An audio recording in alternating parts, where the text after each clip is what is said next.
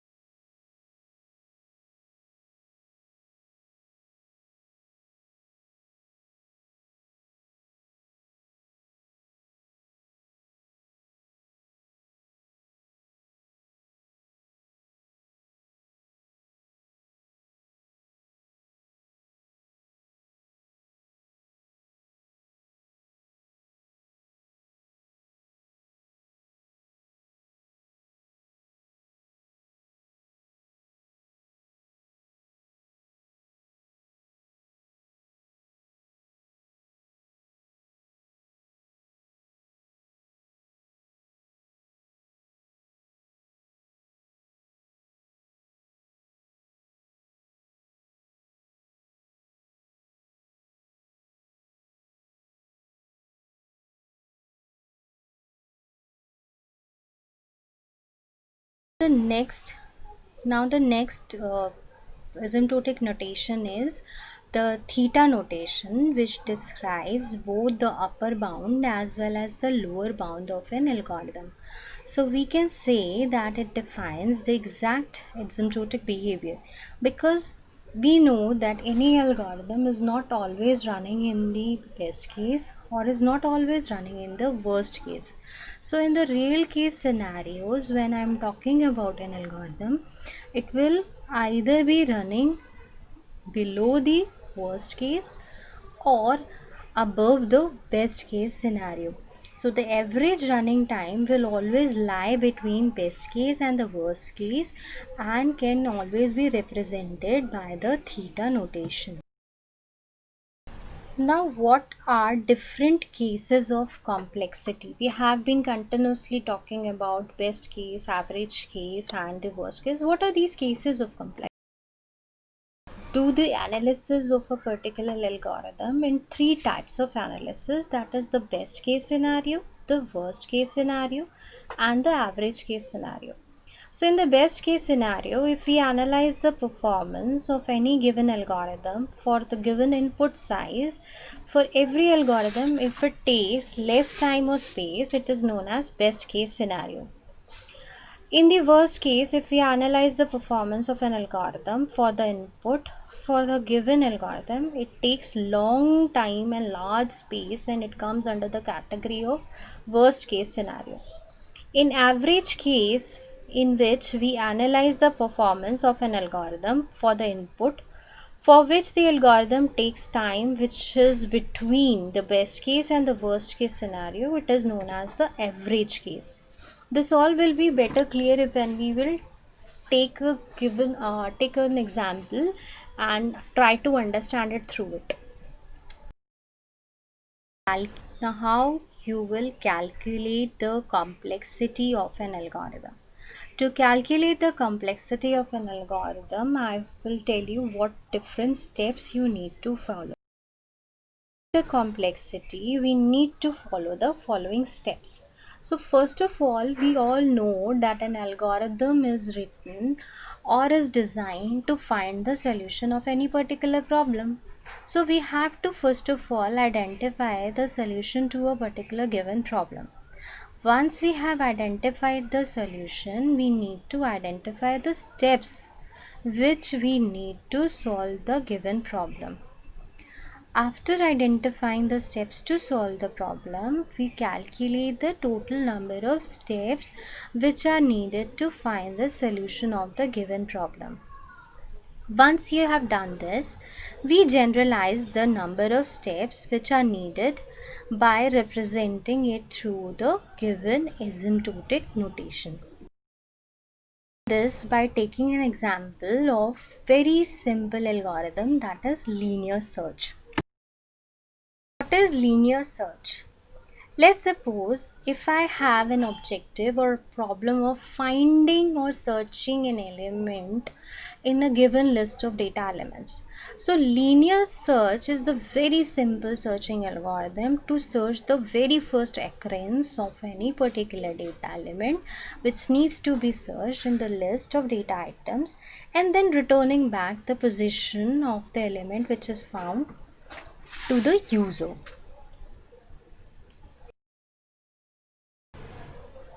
Now let's take the example of linear search to calculate the complexity of the linear search.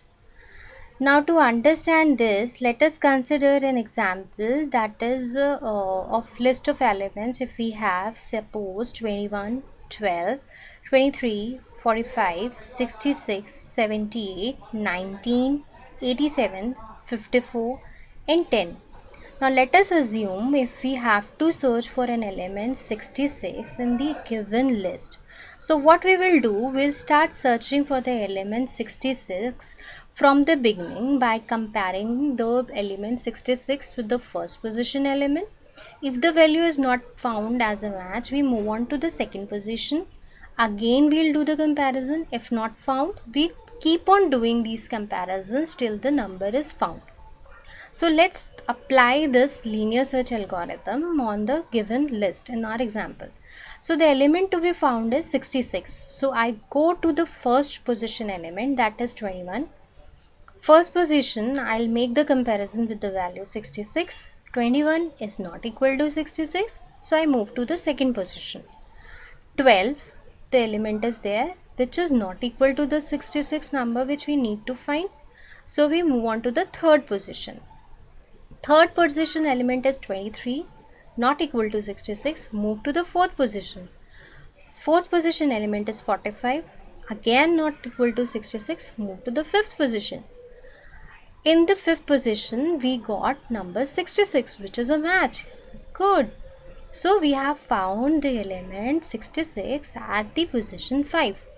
So we can say that to find the element at the fifth position, what I did, I made total 5 number of comparisons to find the element at the fifth position.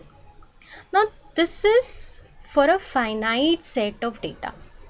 What if I want to generalize the case, if I have n number of elements? So I need to find the total number of steps which will give me the complexity of my algorithm in general terms, which I can use for any number of elements for the future purpose. So I'll have to find the complexity for a general case scenario. Now, let us assume that the element is found at the first position. Then what will happen? We made total number of comparisons equal to 1. Similarly, if the element was found at the second position, then the total number of comparisons would have been 2, and so on and so forth. Likewise, if the element is found at the nth position, then the total number of comparisons will be n. These successful number of steps together, we will find the complexity of successful searching of the element. So we add up all those comparisons together as 1 plus 2 plus 3 plus 4 plus n, where 1, 2, 3, 4 and n are total number of comparisons done at finding the element at position 1, 2, 3, 4 and n respectively. So this is equation 1. Now since there are n number of elements, so the probability of finding the element at any particular position will be 1 by n. Like I can find the element at the first position, I can find it at 5th position, I can find it at 7th position, I can find it at 10th position, I can also find the element at nth position. So what is the probability that the element could be found at any position is 1 by n.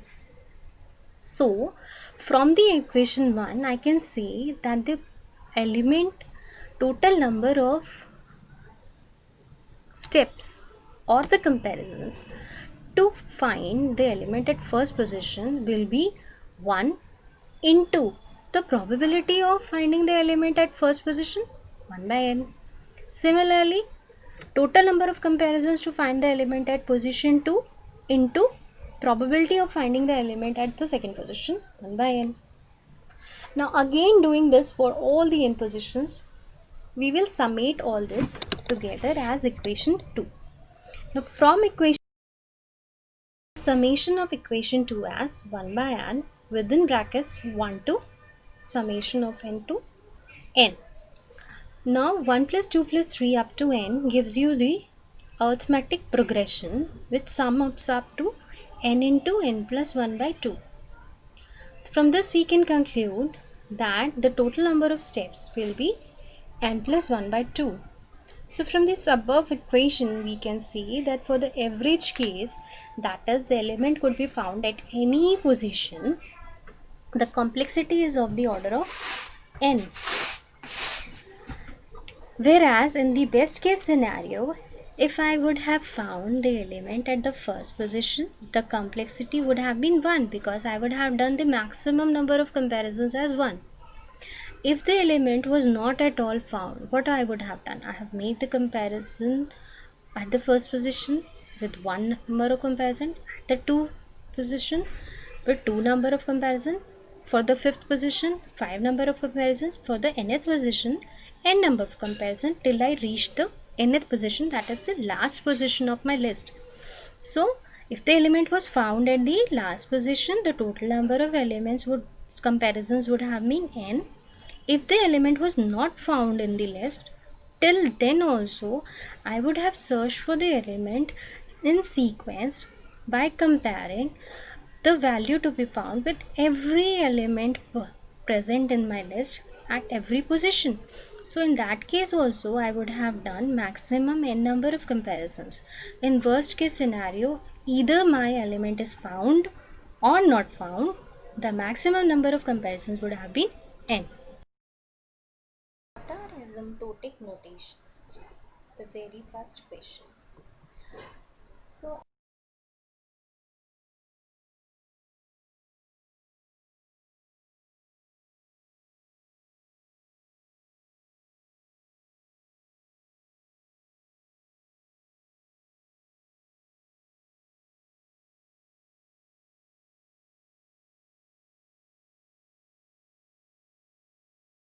what are asymptotic notations?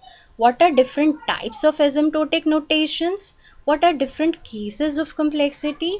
And we also identified the way of calculating the complexity of any algorithm.